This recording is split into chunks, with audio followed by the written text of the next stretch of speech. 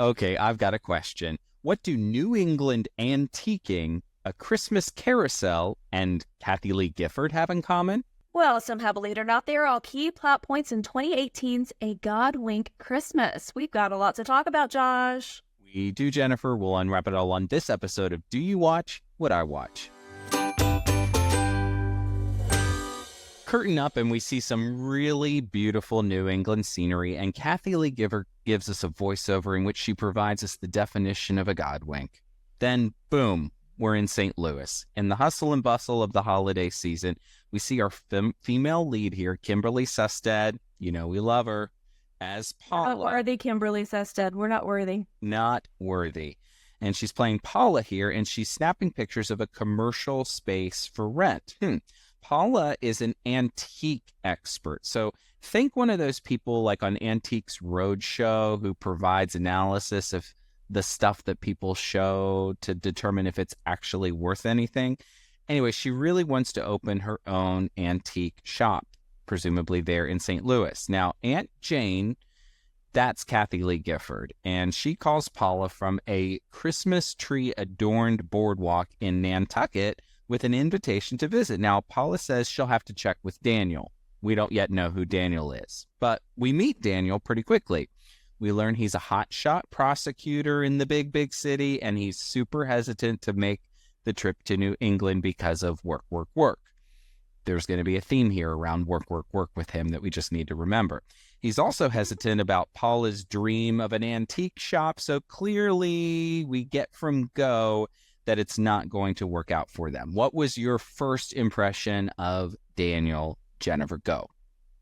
Well, we're not supposed to like him, so he's every cliche trope that we always get. Exactly. And Kimberly deserves better, or Paula in this movie. She deserves better. Indeed. We're back in New England, and we soon meet our male lead. This is Paul Campbell. We love Paul Campbell, and he plays Gary, spelled mysteriously Gery, I guess. Anyway, he is decorating a quaint inn on Martha's Vineyard for the holiday, and we learn quickly that he is single and extremely lovable. Now, if you're not familiar with Massachusetts, Martha's Vineyard and Nantucket are islands off of the Cape, and you can just beep-bop back and forth pretty easily between these islands, and that's what winds up happening a lot in this particular movie. Have you ever been to New England? Yes, I mean, we've seen it.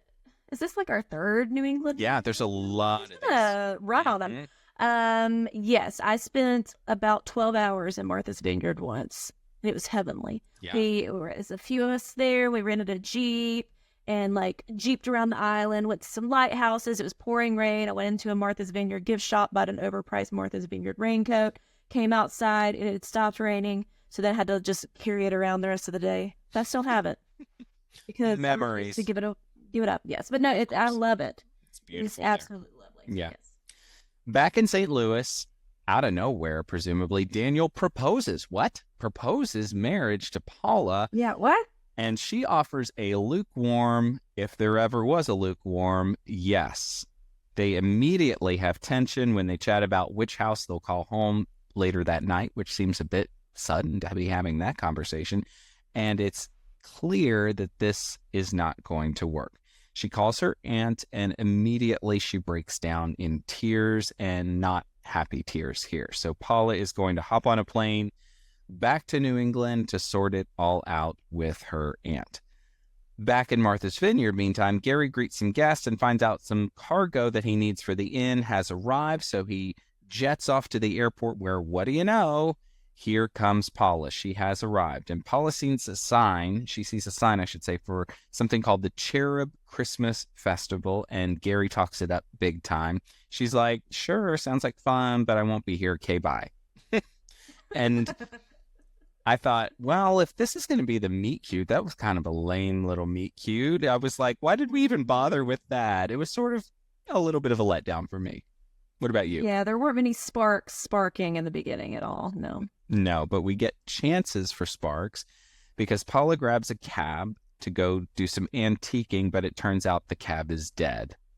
And Gary, of course, Gary, He pops out with his cargo to help because it turns out the cabbie is one of his friends. And so we get an immediate take 2 on the meet cute here. And this one is better. And Gary winds up offering Paula a lift. Now, they stop by the youth center, which looks like it's some sort of church situation. Yeah. And the banter is mildly flirty. Now, inside, this is the jolliest of gift basket assembly parties you have ever seen. It turns out they are assembling these gift baskets for kids, and I've got to wonder what kid wants a gift basket, because it just made no sense to me. Hey, it's the thought that counts. It is the thought that counts, and it turns out... What was in the gift baskets? I don't know that I recall. Well, a little bit of this. Was it toys, or was it like pears and oranges? I think it was more in that vein. I think it was more Harry and David kind of stuff. And it turns out the cargo that was in the box that he had to jet off to the airport was a box full of mini artificial trees. Okay. Because that's what kids really want for the holiday season. Yeah. Anyway. Nintendo Switches or anything. No, of course not. Paula and Gary, they stop by the inn that he owns so she can see the place. They talk about the value of old things that carry meaning into the future. She stays for some soup, but not before calling Daniel back in St. Louis, who is busy, and clearly doesn't have time for her. We're back from commercial, and Paula is downloading her life story for Gary along with her love of history, and they awkwardly wind up saying goodbye. Paula goes antiquing while Gary is stressing about the decor for the big Christmas festival that he's in charge of. Barbara, who works at the inn for him, gives him a hard time, wink, wink, about his soup. Godwink. Yeah, about his soup, not date with Paula. And Buddy's cab, yet again, is broken down. So what do you know? Here comes Gary to help, which turns into a coffee jaunt for the budding lovebirds through town. It's clear sparks are starting to fly, but Paula has to get back to the airport for her flight. But there's trouble. Weather wind up canceling her flight. Wink, wink, wink. Now, I had to do a double take here because Kimberly, playing Paula, she yells, "Fog!" And the way she yelled fog, I legitimately thought it was the F-bomb. When you just said it, that was a record scratch. I was like, we don't want to be with a I know, but the way she said it, I was like, what? We're doing that now? Okay. Anyway. And Godwink know that? I know. Seriously. But she was saying fog, F-O-G, not a bad. Got it. Yes. Ew. The other bad F word in the Hallmark movies. Yeah. Any weather-related word is bad. Yeah. It's weather be weathering all the time on these people's planes. Weathering or winking, as the case may be. Yeah. No worries, though. Gary is there to save the day, and she's staying at the Charlotte Inn. Now, Paula stumbles into the Christmas tree lighting pre-party, which is apparently a thing at the inn. And Gary is there, and so are her new friends that she's got there on the vineyard. They invite her to the tree lighting, and of course, with nothing else to do, she decides to tag along. So this winds up being a Christmas explosion, the town lighting there on the vineyard. Paula surprises everyone a bit later with her snowflake-making skills, which inspires a bit of shift in tone for the whole event. They're going to go with a more vintage flair, apparently, because Paula is so influential with her snowflake-making skills. And antiques. Maybe they used antique paper and antique scissors to make the snowflake. Very artisanal, yes. She's an old soul. Old soul, yes. The tree lighting is very pretty. Silent Night is mildly off-key, and Gary is flirty as they make their homemade ornament snow globes a bit later on. They chat about life, family, their shared love of Philadelphia, and he's pretty bummed that she won't be staying for the festival. Maybe next year, she says. We're back the next day, and Gary is cutting wood out front with an axe, just doing that thing. Yeah, exactly. May as well have been shirtless and sweaty. Right? Yeah. And Dorothy... A little bit of a thirst trap in the Godwink. A little bit, yes. And Dorothy, his coworker, is like, make your move now, because Dorothy wants them together. So he decides to, and he actually winds up stalking her, essentially, to the town carousel, which might be really creepy if this movie were to be on Lifetime, but somehow it's endearing here on Hallmark. And Paula goes on and on about the Christmas carousel and her memories of it. Quote, "That was Christmas to me," she says. She goes to check in for her flight in Gary's office, and she spots this print, this Currier and Ives Christmas print. Turns out she actually saw another print in this series in an antique shop a little bit earlier in this. Wink, wink. So she goes to the store where she learns the woman running the place is trying to sell it. Wink, wink. What do you know? What do you know? Gary drops her off at the airport a bit later. It is a sad, silent goodbye. Paula debriefs the trip once she's home in St. Louis with her aunt. She's very, very conflicted about her feelings and her engagement, as you would expect. Now, Aunt Jane talks about the concept of Godwinks as ways that God speaks to move us toward a different path, which, okay, I could buy it. Sure. Yeah, okay. Yeah. Paula is super unclear about what to do, and Aunt Jane just simply says, listen to your heart. Now, Kathie Lee Gifford in this role is perfect for this role. It's sort of like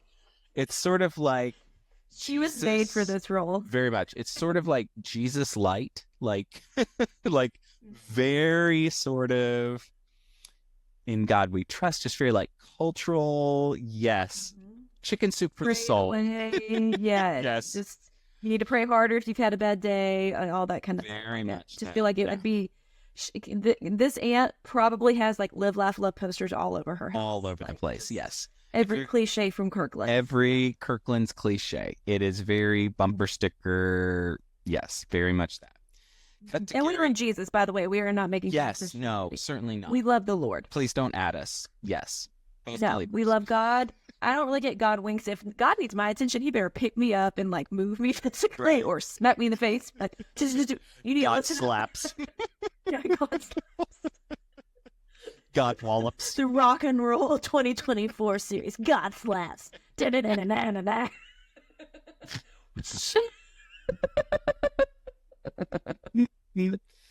Oh, gosh, that's good. We'll take that and run with it. Who knows? Who knows? Anyway, Gary's back on the vineyard. I know, seriously. Gary's back on the vineyard, and he is equally conflicted about his budding feelings for Paula, and they are officially #Snitten kittens at this point. But he doesn't know she's engaged, right? No, not at this point. What? This just happened too. Chris is an evergreen. Why are we hanging out I know. and flirting? But at least Queen Ashley Williams said pretty early, hey, I got Spencer. I got my boy. Yeah. I need these people to be upfront if they're, betrothed. I'm with you. Yeah. We're back from commercial, and Daniel all of a sudden is in the vineyard. What? Yeah. They chit-chat over scones, and of course, Daniel's phone rings. Work. Yet again, work. Gary is at work, too, and he gets an unexpected delivery. Now, the Currier and Ives print. She actually goes back to the antique store a bit earlier. Like I said, she buys the print, she sends it over to the inn, and it becomes a wink for him. So there's just winking all over the place here. Paula winds up going on the Nantucket Christmas stroll, which is apparently the social event of the season, with Daniel. He notices that she is not, however, wearing her engagement ring, and she says she needs more time to, quote-unquote, get used to it. Like, at least if you're gonna do that, say, hey, it's too tight, I need to get size. Yeah. Like, I need to do take it back to something. Kay, and, something like... Kay's gotta upsize me or something. Yeah, it's something, so I had an allergic reaction to it. I don't know. yeah. I need more time Yeah, the because I was engagement- flirting with another man on another island. who actually might be the perfect fit for me. Yeah, the engagement appears to be heading south and in a hurry, and of course Aunt Jane is there to offer support. Now Gary, meantime, is off to the antique store because he's going to do a little bit of follow-up with the lady who owns the place, Suzanne, about the print. Now she lets on, Suzanne does, that Paula is the one who made it happen. So he calls her. She's at the airport, and he begs her to stay. Just says, oh, just stay another hour, please. And like you do when you're sitting in an airport with a ticket for a flight, she stays. Sure. Nice. Is that a cheap flight? Yeah, I seriously. don't know. Maybe she had some points that she had to burn by the end of the year. I don't know. I don't know. Maybe she went for that want to get away plus where she was able to like change the fare at the last second if she needed to. Yeah, anyway. Hopefully. He jets off to the airport, unpacks his life story, lets on that he was once married. Okay. and the life-altering impact of the Courier and Ives print that was in his office that she saw that she bought the other one in the series for. Wink, wink, wink, wink, wink. We're winking all over the place here. Winkety wink, wink, wink. Yes. He lays it on the line, and she at this point has to tell him she's engaged. Oopsie doodle. She let him go through that whole diatribe before she said it. Yeah. Nay, ma'am. Not cool. No, he literally performed surgery and just sort of took out his heart and blah, blah, blah. Yeah, exactly. And she's like, everywhere. She's like, I see you and I like you, but I'm engaged. And I can only see half of you because I keep blinking. I can only see like 50% of you. So this whole thing is in trouble. So let's see. Paula is back in St. Louis wearing a divine red peacoat, by the way. And she finds out that the spot that she was eyeing for her antique shop is now no longer for lease. It's going to be a frozen yogurt shop. Ugh, frozen yogurt. Yeah, when did this movie come out? 2018, we said? Mm-hmm. That was the height of the fro-yo movement. Yes. I miss, when Sweet Cece's was on every corner. I love it. They are nary to be found. Few and far between. I know. She's back at work meantime. Oh, and by the way, listener, if you're not familiar with Sweet Cece's, it's one of these places that has like 8 frozen yogurt place, different levers that you can pull and like a whole wall of toppings, and it's way by the ounce, and you wind up paying $20 for a thing of ice cream because M&Ms are very heavy. Mm-hmm. I like the dense toppings. Yes, the dense topping, the cookie dough. Yeah, candy. Yeah, exactly. And the brownie pieces. That's okay. Yeah, it's so good. She's back at work in St. Louis, and she's going through some things that piled up on her desk while she was gone. Now, one of them happens to be a book that contains a picture of a Christmas carousel. Wink, wink, wink, wink, wink. We're just winking all over the place. Wink, wink, wink. Your face. Dear listener, you got to check out the YouTube of this to see Josh's face contorting like that. I know. I think he winked 18 times in 5 seconds. That's impressive. Yeah, seriously. I practiced before we got on the air. Anyway. Back on the vineyard, Gary is making ornaments, and a little kid trying to be sweet winds up reminding him repeatedly of Paula, which really sort of bums him out. Paula shows up at Daniel's office, and they unpack his sister's life choices. Now, it turns out Paula had been providing her with a little bit of life guidance about following your dreams and that sort of thing. Mm-hmm. He's not supportive of his sister's life choices and all of that, and that apparently is the straw that breaks the camel's back for Paula. She's officially out. A B character, like a G character that we were supposed to, I guess, care about, but I did not care about. It really just turned the tide here. So if you need to know how awkward this is, literally she's there laying it all out and saying, I just really feel like we have concerns. Now, this is the woman he wants to marry, and she is about to pull the fire alarm and be done with it, and his cell phone rings, and it's work, and he takes the work call. Yeah, and she gets up and she takes the little ring box out of her pocket, and she just slides it on his desk and just walks away, and it was just like, that's sad, but good for Paula. She had to draw a line in the sand, so to speak. I guess so. Anyway, Paula, in the aftermath of that, jaunts off to Nantucket, and Jane immediately swoops her off to the vineyard. They go antiquing, and Paula spots a sign for the Christmas festival. She's feeling all sorts of things right now at this point. Cut to the festival. It's a huge success, but Gary is kind of sad that Paula isn't there. Buddy's cab, his friend Buddy, the cab driver, apparently the only cab driver on Martha's Vineyard. Well, it means our island, yeah. Exactly. The cab breaks down, and Paula is like, don't do it. Paula's in the cab, and the cab breaks down, and Paula knows that Buddy is friends with Gary, and she doesn't want him to call Gary there and all of this other business. She takes off walking. So she gets out of the cab, and now she's on foot, just walking wherever she wants. Somehow, and I'm not exactly sure how, but the two of them meet paths at the carousel, which, for reasons unknown to me, is now fully illuminated and set up for the season, like ready to go. No, it's not unknown to you, Josh. It was a Godwink. Oh, wink, wink, wink, wink, wink. Yes, Won't he exactly. do it? Won't he do it? So. Yeah, apparently so. Anyway, Paula and Gary run into each other. They almost smooch, but here comes the cab.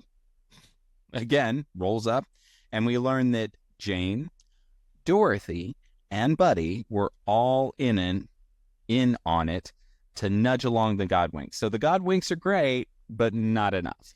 Is that the message here? She needs some help. Yeah.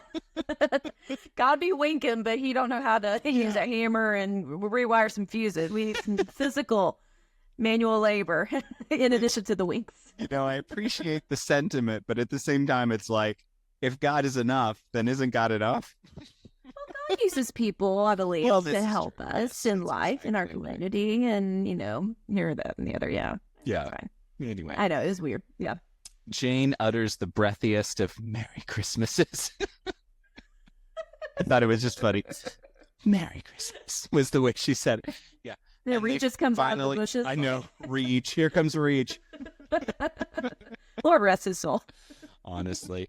And they finally smooch and ride the carousel, of course, because now it's working. Fade to black after we see the real Inn and the real Paula and Gary, because this whole thing was based on a real story. So wink, wink, wink, wink, wink. It actually happened.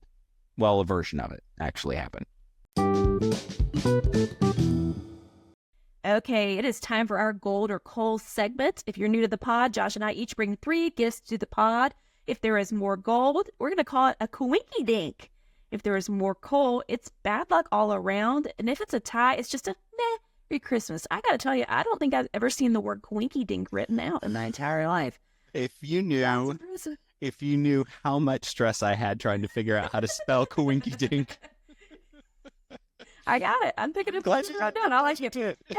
All right, Josh, I'll come to you first. What gifts are you bringing to the pod for this movie? So I'm first going to give some gold for the leads here. Like, I literally liked Paul Campbell in this role. I loved Kimberly Sestet in this role. And I did actually enjoy Kathie Lee Gifford in this role. I thought, if you're going to have this kind of woman who's sort of like touched by an angel sort of inserted in one of these, right? Kathie Lee Gifford was perfect casting for me. I believed her as Kimberly's aunt in this role, and she did sort of deliver these sort of Kirkland's lines in the right kind of way, so I thought it was great. So gold for me for the leads. You took one of mine. I was definitely going to give gold to Kathie Lee Gifford. I will give gold. I liked the carousel bit. I liked that it was kind of this through line through the movie, and it tied back to her memories. Also, though, not the first time Hallmark's used a magical Christmas carousel. It's like the 3rd movie that has a carousel being a feature plot point, which is kind of random. Somebody, I don't know, I need to look in my spare time and see if it's the same carousel. Surely it is. I would have to. They're not reusing them. Yeah, that's one was a time traveling carousel with Sister. Mm-hmm. Yeah, Rachel Boston was in one. Yeah, anyways, that was a royal carousel movie, I think. Anywho, I liked the carousel bit. Gold. There you go.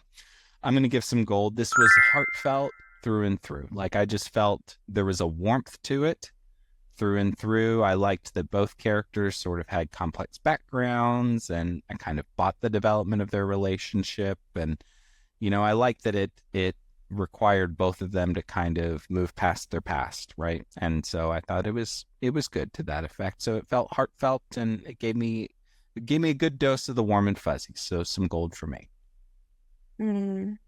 Well, as a juxtaposition, I'm going to give coal, because I thought this movie was quite possibly the most dreary and solemn Christmas movie we've ever watched. I had no warm fuzzies other than the carousel. I thought it just drudged on, and they both just seemed real sad. It was like Sad Boy Christmas. Like, emo Dashboard Confessional may as well have been playing in the background instead of Silent Night. I thought it was a bummer. Maybe I was in a bad mood? I don't know. No. It did not warm my heart. Well, that kind of dovetails with some coal that I'm going to give. This thing felt really sleepy throughout. Yeah.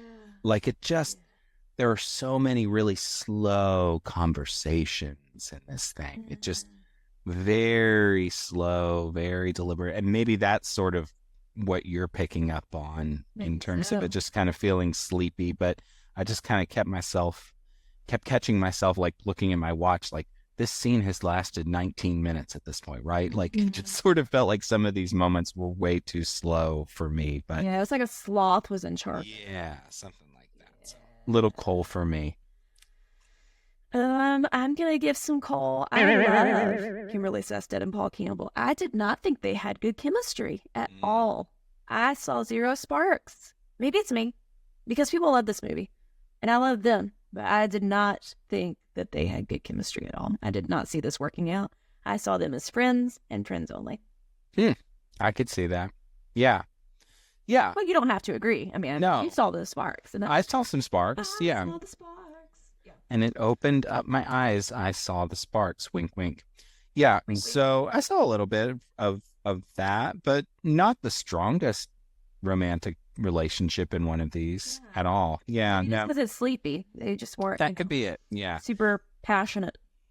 A bonus thing that sort of irritated me about this movie, she never bought the antique shop in Martha's Vineyard. Like that was a natural thing, right? Yeah. She learned that the woman wanted to sell it. Yeah. It was her dream to own one. And Yeah. that felt like we should have just put the bow on that and been done with it. I mean, yeah, and do like 1 year later, and it's the grand opening of her shop. Something. Anyway. Yeah. So bottom line, we had 3 gold, 3 coal. So we're just going to call it a meh for Christmas. Kind of middle of the road. Not terrible, not the best one of these. Final thoughts from you?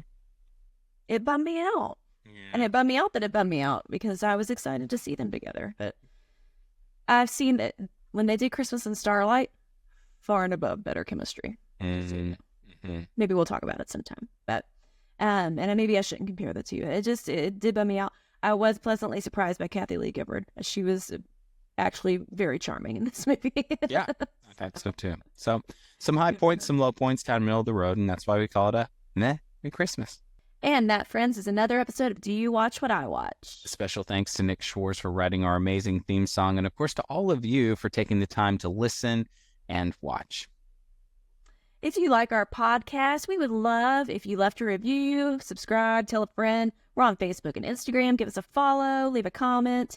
You can connect with us anywhere at doyouwatchwhatIwatch.com. Hey, next time, the 12 pods of Christmas, is that what we're calling it? 12 pods of summer? 12 pods of Christmas. 12 pods of Christmas, yes. 12 pods of Christmas marches on. We're going to be on number 4 next time. And we are going to talk about 2013's A Very Merry Mix-Up. And here's the synopsis.